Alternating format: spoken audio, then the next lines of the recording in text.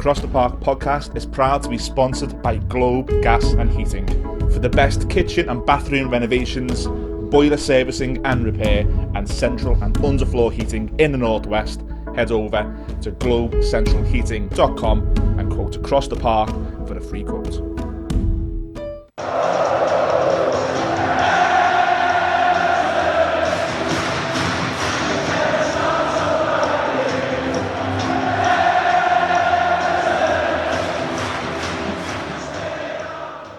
Welcome to Across the Park podcast, episode 4 of pre-season 24-25. My name is Ian Mills and I'm down at the world famous Winslow. It's not going to be as quiet as this in a few weeks' time. I'm enjoying a nice quiet pint with my friends and the manager of the Winslow, Dave Bonds. Dave, great to see you. Good to see you. I wish I was doing this in better circumstances. I understand that, yeah. Let's start with a little cheers to the man we're going to talk about. Yes, indeed. Today. The man right behind us.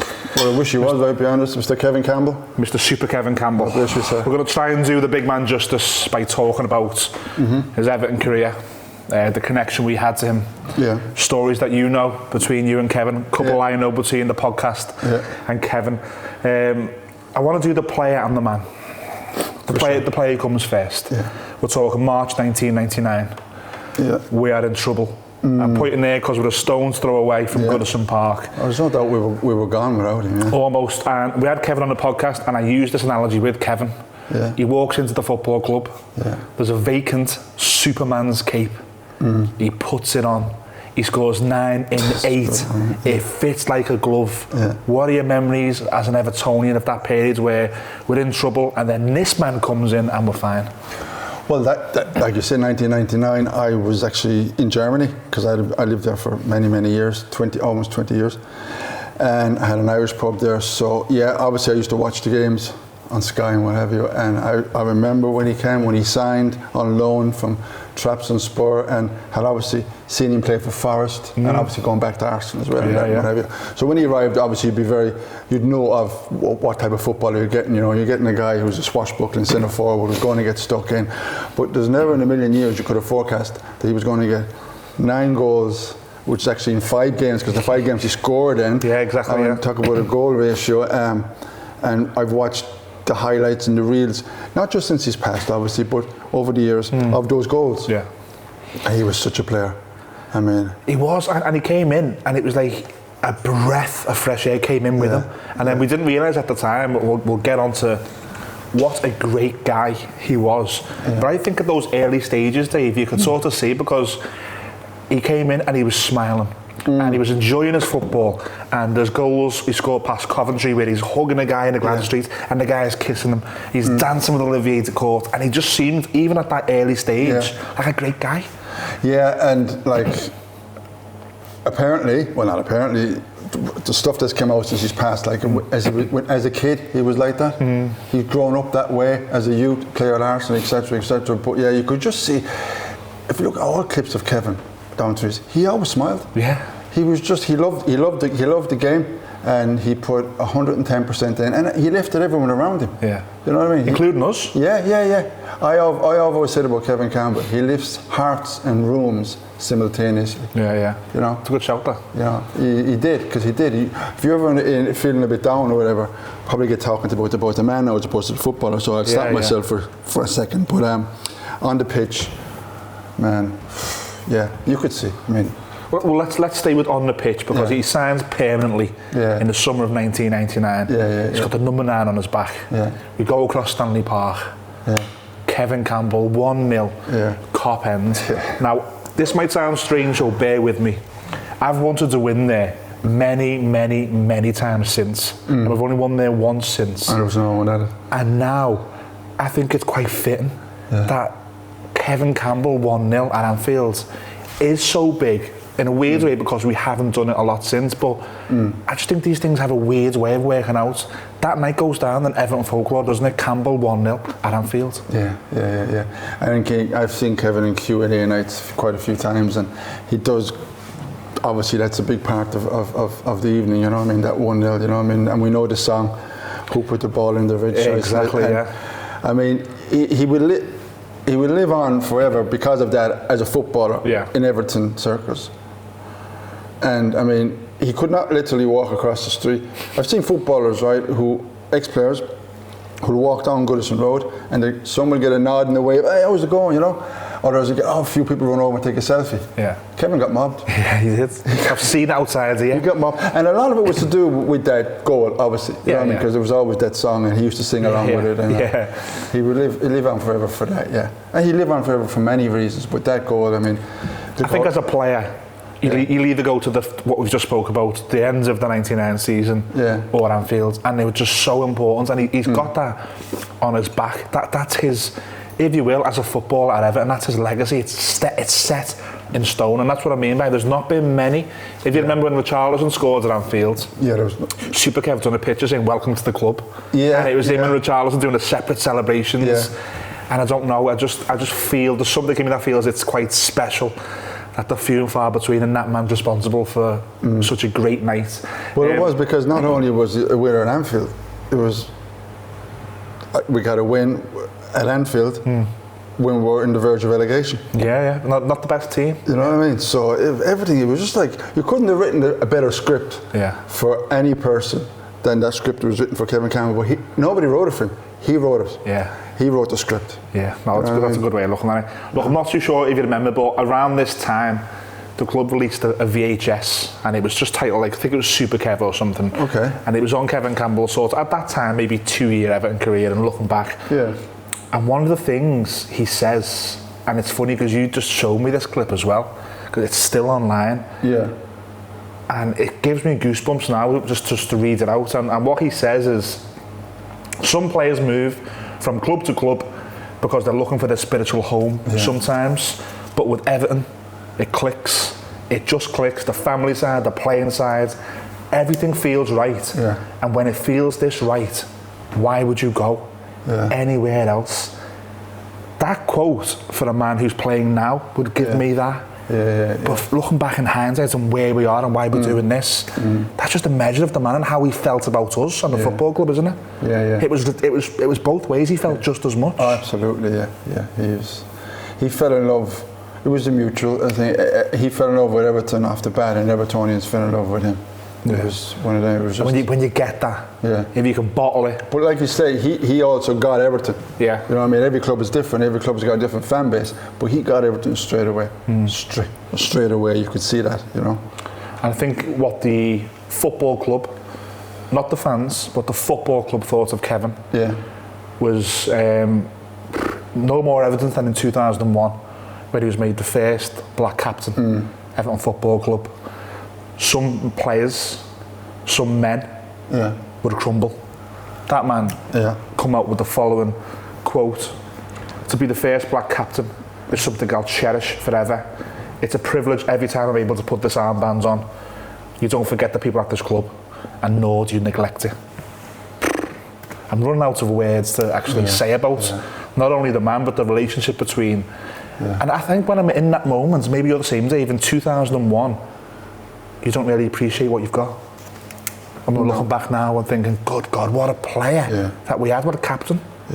That's a very good point. I mean, we probably didn't appreciate what we had at the time. I don't think anyone did, because you can say, oh, you miss things when they're gone. We're not talking about his passing, but when he went on and finished his career at Everton.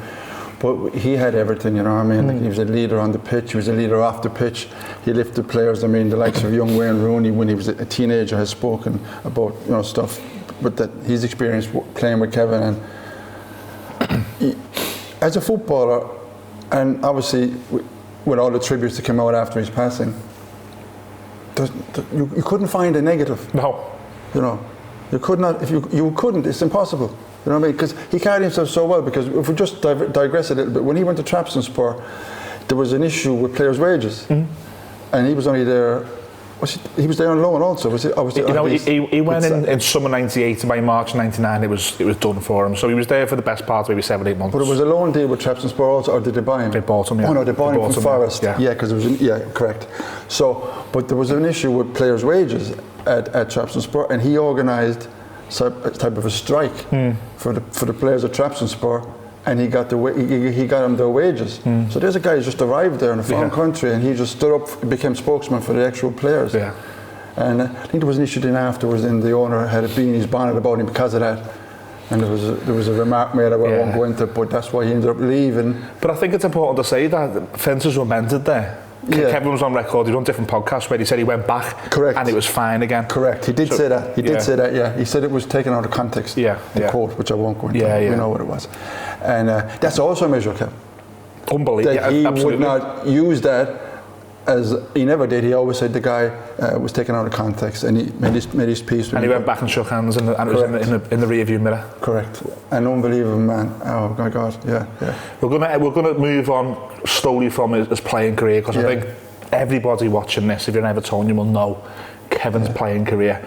But there's one thing I don't think many people realise really, and I'll bring this to you. People my age, I'm 39.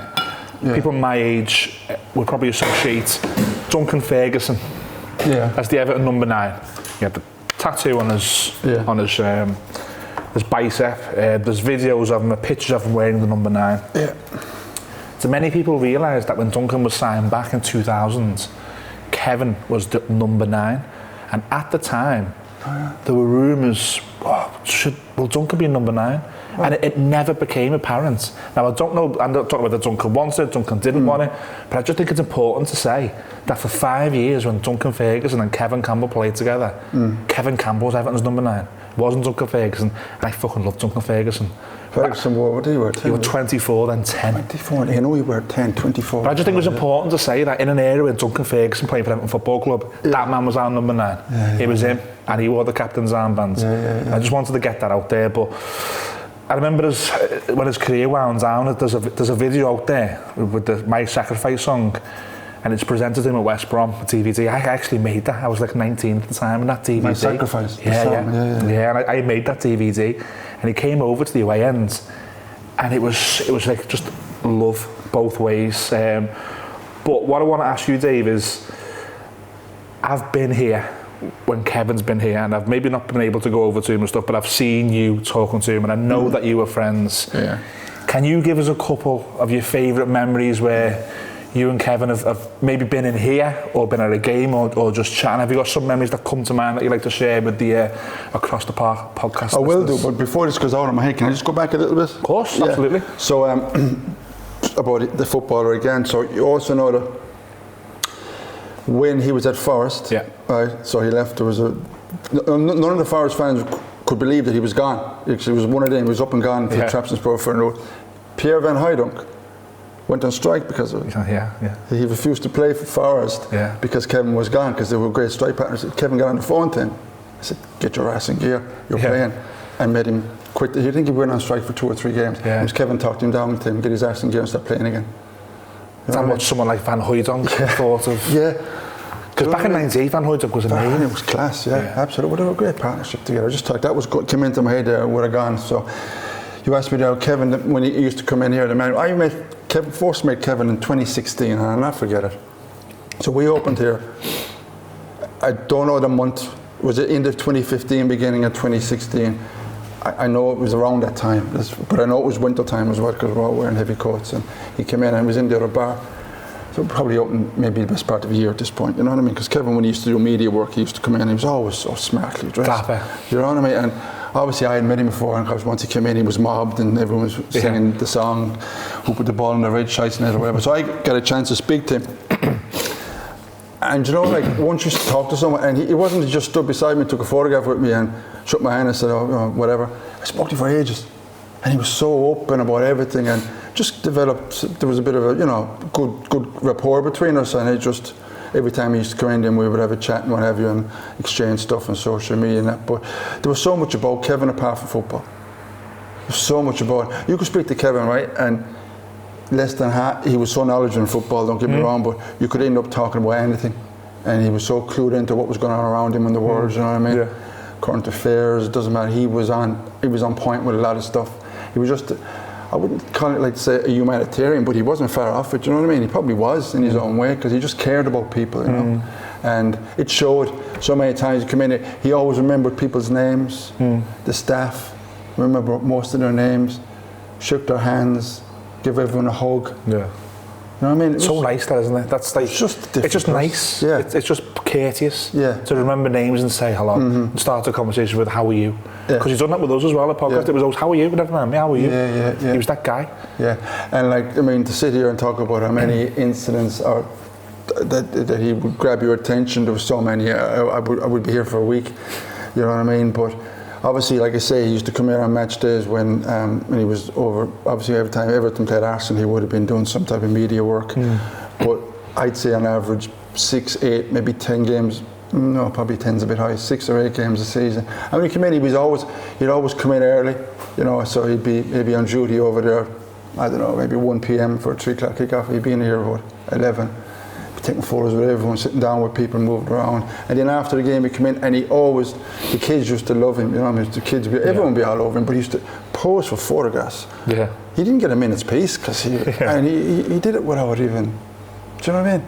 He just enjoyed it. He just was that video outside where they're singing a song and the stewards kind of intervene and you see him saying to the stewards like, no, just let them. Yeah, he was like that, yeah. He was brilliant, yeah. I mean, like I said, the Q&A, there's a couple of Q&A evenings here. He did 2. And I've seen him doing 2 outside of here. I think I've seen him before, but there was one in particular he did here about Alan Myers. It was so funny and entertaining. Yeah. And I've seen it a lot. It was the best I've ever seen. And it was only him. Yeah. Normally you need 2 or 3, you probably need 2 to carry what he did. Yeah. But he was just so into, but him and Alan Myers would go back a long way. Yeah. So they have a good energy between them. But I won't go into massive detail, but there was great banter. But a lot of the Irish toffees over here, there was great banter back and forth. There was extremely good banter. And he told some really funny stories about, you know, the derby, the first goal, and then in town afterwards. He met Steven Gerrard and stuff. Yeah, you know what I mean? Because there's backstory is Gerrard took a chunk out from that night, but he put Gerrard in his place in town, trust me, verbally, but it was just a bit of banter as well. Kevin was brilliant for banter. Yeah. You know what I mean? He was just larger than life, wasn't he? He had some good stories. Again, these are different podcast stories, so I don't want to step on toes, but you can find them on YouTube and the stories of Gascoigne, the stories of Wayne Rooney. You were referring to one at the reserves that whenever played at Hague Avenue. That was that Everton reserve. So back then we had reserves as opposed to under 23s, wasn't it? And Everton reserves were playing Southport, right? Played Southport, yeah. Southport's first team, so fully grown men, and Kevin gets on the bus. He was just coming back from injuries, so he was going to be starting, and tells me this himself. He spotted this young lad. Assumed he was a mascot.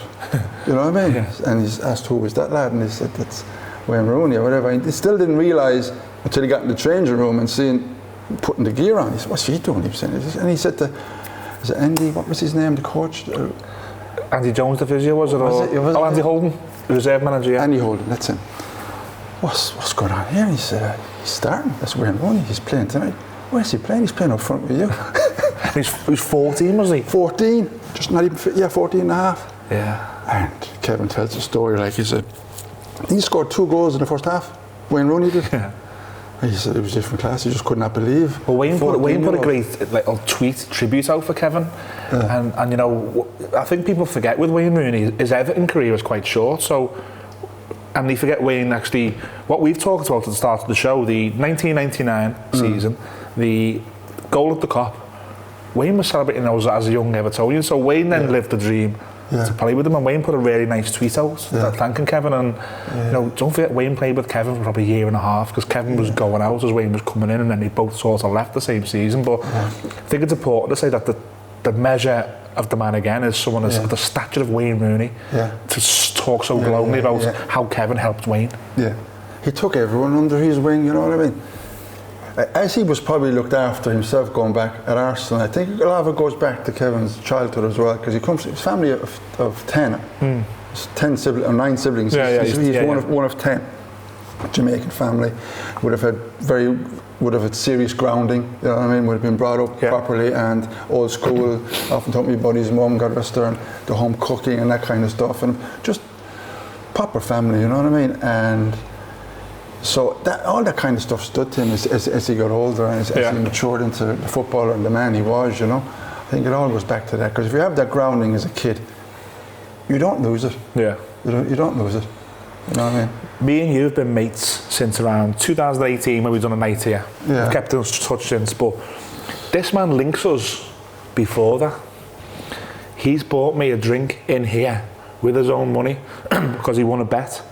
Now, do you know what I'm talking about? Oh yeah, of course I do. Yeah. That was the bet that he had with Red Nose John on a Liverpool game, which Liverpool obviously lost. Goodison, it was a good few years. Did you say it was 2018? It was. I think it was pre-lockdown. Oh, definitely. Whether it was 100%, you know. I was in here, so I imagine we'd played then. Liverpool had played or something. Yeah. Liverpool had lost anyway, and it was a bet on, and it was £1,000, and so Red Nose John Simmons, John will know, he won't mind us saying this, and it was £1,000. So Kevin, he just lost £1,000 to me. Yeah. And he said to John, buy everyone a drink. So John did, and we ran the tab, and £1,000, and it was gone. He cashed up, he paid. So John Simmons, thank you very much, and Kevin. But it was Kevin's money. He could have just said nothing and kept put that money behind the bar. That's the type of person he was, you know. Yeah, I remember I was in this room, and it's strange because you don't forget moments like that. My mates came over the round and gave me my money back or whatever. Oh, we get the next one. I said, why? When Kevin Campbell's was, I said, whatever. And he went, no. Kevin Campbell's buying everyone's drinks at the bar. He just won a bet from some copite. And I was like, if I didn't love that man enough already, like, why is he in here buying Evertonians? He was very drinks? close with John Simmons. John Simmons, a lovely fella, to be fair. Funny met him a couple of times, but they're very close. Been close for years and years and years. And great banter. John tells that I've seen a couple of podcasts since Kevin passed, and John talks about that. That was the first time he came in here, and he said he was terrified coming in. Beforehand, John, you're bringing me into the Winslow, into the Lions. But I said as soon as he came in, he was because he was with Kevin. Yeah. And everyone knew he was a Liverpool supporter. Yeah. Didn't matter. He's with Kevin, he's on. Yeah, and he's a London boy up in Liverpool, having that sort of. You don't get him. No, Kevin. Well, John Simmons is also from down south as well. But to have that level of it up in Liverpool, because usually a southerner and a northerner, is very different. But he comes up, and he's like the king, isn't he? You walk in with him. My sort of, or the podcast, me and Gary's sort of relationship with Kevin, is you reach out to players. We start this podcast, and we think we're going to get everyone. We're going to get Neville, we're going to get Wayne, we're going to get Duncan, and it doesn't work out like that. When you promise your listeners the world and you don't deliver it, it becomes difficult. We reached out to Kevin for a podcast. We didn't even get as far as asking him, and he went, I'm in. What do you need from me, boys? I was like, wow, well, we'd love to do a little on your Everton career. And he was like, yeah, no worries, I've got plenty for you. And then we thought, like, good God, how much is he going to charge us? We've just agreed. And now a podcast with Kevin Campbell, and we don't even know what he's going to charge us. And we're a start-up podcast. We literally sit in our bedrooms with a Zoom camera at this point. But we're not like, as we are now, with the amazing podcast people. He comes on the show, and me and Gary are like... So this is done where, at your home? No. He's down south doing a Zoom with us. Oh, you're doing a Zoom? Yeah, sorry. when we first started the podcast. Okay. And when you do a Zoom podcast, you've got a private chat. Yeah. So we hid it from Kevin, and we're saying, at what point do we ask how much he wants? And then Gary just says, we'll have to ask him. So we get to the end of the show, and we close it out, and it's a fucking fantastic podcast. It's unbelievable. It's still available on Spotify and iTunes. It was an audio-only podcast at the time. And we say, Kev, we've never even asked you, man. How much do you want? And he's like, no, behave, no, nothing. I said, no, we'd like to give something. So Gary, everyone knows Gary's got money and I haven't. So I'm pushing it on Gary. I didn't know that. Offer him money, so Gary goes, Kev, let us buy you a bevy. Let us just give you 50 quid. And he goes to us, if you can give me £50, but put it in Everton in the community. Yeah, wow, what a guy. And we had Kevin on subsequently a few times since. Ex-players owe podcast and YouTube channels nothing. They owe them nothing. They do. They've got to navigate through post-career, the media, and make the money they have to make to go on. So we respect that. This man has been on our podcast 4 times. 4 times, yeah. And when he wasn't coming on the podcast, he was retweeting podcasts that we'd done that he wasn't on. He was inboxing us, going, loved the show. There was a moment in time here, which you'll remember, it was a bad moment for the football club where we had the headlock gate and players were being, rightly or wrongly, chased down streets after the Southampton game. And I asked Kevin to come on. And he went, of course. And again, me and Gary privately are saying, it's the ex-club captain. He works for a big, massive sports outlet news station. Let's not screw him. Let's not put words in his mouth. Let's tread carefully. So say to Kevin, I'll interview you, Kevin, I'm going to talk about this. Don't want to put words in your mouth. He goes, I'll behave, whatever. So we get into the show and we're live now. So we're cooking on live. This is a live YouTube. And I go to the question I've got about the Everton board. Fans are not happy. And I know you're the ex-Everton captain. He goes, screw that. He said, those fans have got the right to feel aggrieved with what's going on in that football club. He said, I'm an Arsenal boy, but I'm also an Evertonian. And it was just like, he could have lost everything in that football club by having that interview with us. He could have lost his privileges, his seat. And because he was on, proud of what we are, a quite big Everton show, he was speaking to the Evertonians through us. And it was like speaking to you or to Gary. He was very. And I was like, wow, like you've got no right to be this nice to us. He just called it as he didn't hide anything. He just called it as he saw it. You know what I mean? And he spoke out about it. That's why I said if you go back through his career where he did the traps and spore and stuff like that, and Pierre Van Heiden, he was just righteous. You know what I mean? And he wasn't afraid to speak out at all. The last time we spoke to Kevin, we sent him a message last season, but we were at maybe around November, December, and we just got an emoji back, which was strange, and we wished him happy Christmas, and we got an emoji back, and it was quite short. We didn't know what was obviously, to come. When was this now? This was just after Christmas. Okay. But before then, we were having really big dialogue, and we didn't quite know what was happening. But the last dialogue we had with Kevin was after the Bournemouth game, where we stayed up in the last game. And he put a video up, or he retweeted a video that an Evertonian had put up, and it was the Evertonian video and Kevin Campbell at the sides of the pitch with a microphone, about to go live on beIN Sports or whatever, and the Evertonian is singing Super, and he's waving, and he puts up, I'll never take this for granted, I love this club. And we messaged him saying, you are big friends, I mean, ain't your beer this season? And he replied saying, I can't wait to come on the Across the Park podcast again. Have a great summer, boys. That's the last message he sent us. And I look at that still now and I go so wow. Just over a year ago then. May, June last year. So it was always it was always about us. It was never like, I have to say it to be you go and enjoy your summer. And then obviously as we come to, what was a really, really sad moment, and it's a hard question to ask, but where were you when you unfortunately found out that Kevin was ill and obviously we lost of course I remember. Jeez, I mean, so Kevin used, like I said earlier on, Kevin used to come in 6, 7, 8 games a season. I mean, and you'd always know when Kevin's in, trust me. So, but towards the end of the season, like April, May, it is exceptionally busy here. Getting to the business end of the season, and we were jammed. And he hadn't been in, but it's not like you would notice or that you would think anything's awry. Yeah, of course. So I genuinely, and I hadn't spoken to him for quite a few months on social media or whatever. Sometimes it goes that way, I think I normally had chats with him after I met him in person. Then, then you'll have a couple of messages back and forth, and then I might just go on and then see him again or whatever. But and of course, if anyone's on Twitter or X as they call it now, Kevin was brilliant at doing the early morning tweets, and I'm talking early morning. I'm not talking 6 o'clock. I'm talking 4:30, 5 a.m. I'll be saying to me, is he just going to bed? I said, no, he's getting up. He's getting up. He was so healthy. Like he stopped drinking. I think I asked him once, I don't have a beer anymore, because he used to have a pint, So he's 54 when he passed. So this would be a couple of years ago. Yeah, it was, because I said, where did you know, Kev? He said 52. Next door one morning. I said, you're having a beer? I was too early in the morning. He said, I haven't drank since my 50th birthday. He stopped around his 50th birthday, right? So he was into like clean living or what have you. So he used to get up really early. Of course, the Dickie Bow was Dickie Bow Thursday. Whatever, it'd be like Monday, Tuesday, 5 days a week, if not 7. You have the early morning treat, wishing everyone tells someone you love them and spread the love. And he was just full of positivity. It was brilliant. And he also, just to go back a little bit if I could, there's two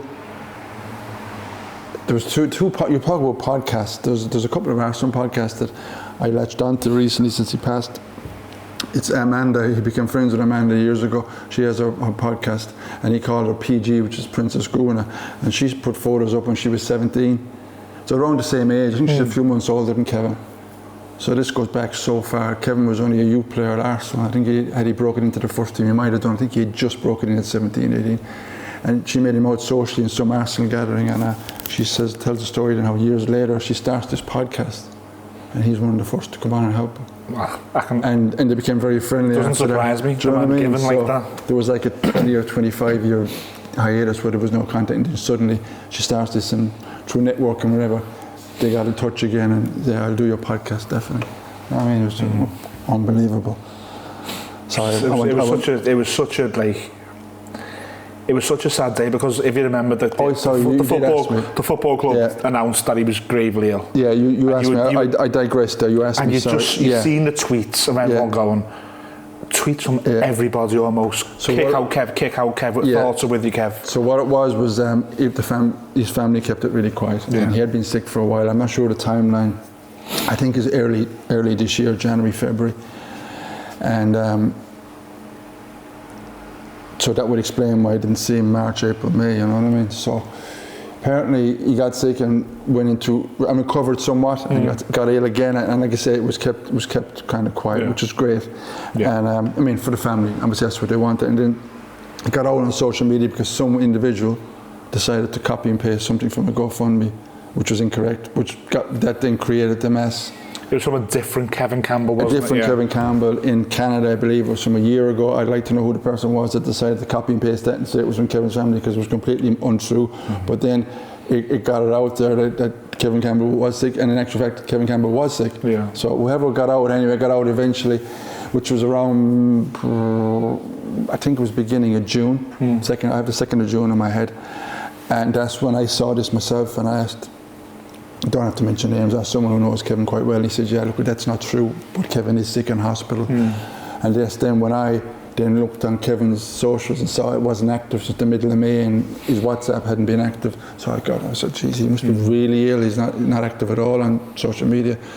And then the club released something, and then everyone was on it then, beginning of June, how Kevin Campbell was really sick in hospital, etc. And then the mainstream media got on it, and from then on it was just like, but I honestly didn't think he was going to pass. No. I honestly thought, okay, he's really sick, prayers go out to him. And I actually was trying to get into, I spoke to a couple of people, he said, no chance. So I said, okay, respect that. And then I got a phone call the morning of the 15th. Did we have a game that morning? No, it was a Saturday morning it was announced. I thought we didn't have a game, obviously 15th of June, but there was something we had something going on here that I was coming in here for. Obviously we didn't have a game. Yeah, it was 15th of June, it was announced, and one of the staff girls actually, she'd seen it online. I said, what? And I just couldn't believe it. I was at my little boy's football awards that morning, and as you seen people on the phones and just going, even Reds were going, like, he's such a great man, like, such a shame. And I've never quite seen, and this is of no disrespect to players gone by, I've never quite seen from the tweet from the Everton Football Club saying Kevin's ill to obviously the final tweet announcing things. Such well-wishing. People were just wishing, please can this not be. The outpouring was immense while he was ill. The whole football family. It was from all over, you know what I mean. In actual fact, it was Teresa, our supervisor, who was quite friendly with Kevin. She was actually her that called me in the morning and said it, but from then on, it was just, everyone was just in a heap with worry, you know what I mean, that will he get better, and everyone was, but deep down I honestly thought he would, because he was a strong man, you know what I mean, I honestly thought he would. But, you know, when you see someone who's really active on social media and they're not, you know, there's something gravely wrong, because, you know, didn't know, and my mind was wondering what you know, you'd like to have some idea, but you don't, you know, it is what it is. The family wanted to keep quiet, and respect that completely, but the poor man is gone, and it's so hard to take in, because after he passed, we can talk about that, and we can maybe bring on to that, but the outpouring was just unbelievable. I've never seen nothing like it, like the Sky Sports News tribute. We're not just saying this because he's there behind us, but I've never, you go back through names like Georgie Best, who passed over many years ago, 57, Gary Speed, suicide. okay, we were more privy to probably the information because we're obviously Evertonians and Evertonian circles, but if you look at, take all that out of it and just look at, say, neutral mainstream media, there was more going on about Kevin, and it was 80-90% it was about the man, because you watch Talk Sport and all that, and they talk about the football career and all that, but they spent most of the podcast talking about Kevin the person, and going back and reminiscing about what things he did. And I've seen that video with Frank Sinclair and Kevin's brothers and that, and again, it's all about Kevin the man, because he had nicknames for all of them, and he was just different class, man. And, you know, but how do you say it? You'd sit with him. I've said this earlier on, and I'll say it again. You'd sit with him and you'd feel better for it. Yeah. 10 minutes in his company and you would feel better for it. No, we all have our issues and problems in life, but if he had any, he didn't show them, and he just lifted everyone around him, you know what I mean? I remember having a bit of a moment, sounds small, before the interview, Kev. Yeah. And even though I loved Kev, it was a bit like, my headspace isn't quite right for this. And I came off flying. I was like, that man, when we pressed stop, spent 15 minutes with me, asking, afterwards, has your little boy got a season ticket yet? Because he remembered the first time I interviewed him, I said my little boy was on the waiting list. You've got no right in being that nice to me. Like, how do you remember? And I'm talking, no, I've rang the club and I'm trying to get the number of the waiting list. He said, I'll see what I can do next time I'm up there for you, mate. And unbelievable. Did you ever hear the one about the taxi driver in London, the Chelsea fan? No. So, it's Chelsea fan, because he came on TalkSport, because they asked people to call him with their stories after he passed, and he's driving out whatever part of London it was, I'm not sure, he did say, I can't remember. And he looks over his cab as he's driving around and he spots Kevin, walking, sort of semi-running, so he's obviously running late for something. And he honked the horn. Well, hey, Mr. Campbell, would you like a lift? And Kevin jumps into the taxi and told him where he was going, so they were chin wagging away or whatever. And it was only a short spin, like less than 5 minutes or whatever. It was a few streets away, got him there. So Kevin said before he got out of Texas, they exchanged obviously pleasantries, and Kevin got his number. And he was a Chelsea fan, obviously, and had his number. And I texted him a week or two later, whatever, and told him it was at Highbury. Arsenal must have been playing Chelsea or something a few weeks later, and he had 2 hospitality tickets for him. Wow. Waiting for the taxi driver and his missus. Because he's done him a favour. It was a £5 taxi fare. That's all it was. And he wouldn't take any money off Kevin, so that's what Kevin repaid him. Wow. 2 hospitality tickets. It's unbelievable, isn't it? You know what I mean? Look, we're going to end the show. And I'm very aware that the title of this show and where it's going to be may see some of Kevin's family and friends watch this. So I want to end this on what I think he would like it to be, which is positive. Yes. I'm so lucky that man played for my football club. I'm so lucky that I met him. What's his legacy day for you as a player and a man? Funny, okay. I was away on holidays recently, and this is to do with what you just asked. And that man, in his past, right, this just came into my head right now, because you get stressed about things in life or whatever. And I say when we were on holidays, a few things before I went awry a little bit, and I stopped myself within seconds, getting wound up over this, that, and that. Whoa, what are you doing? Because you're thinking. Yeah, because this man, he leveled it for me by thinking, well, I think of Kevin and how he was, and the fact that he's gone.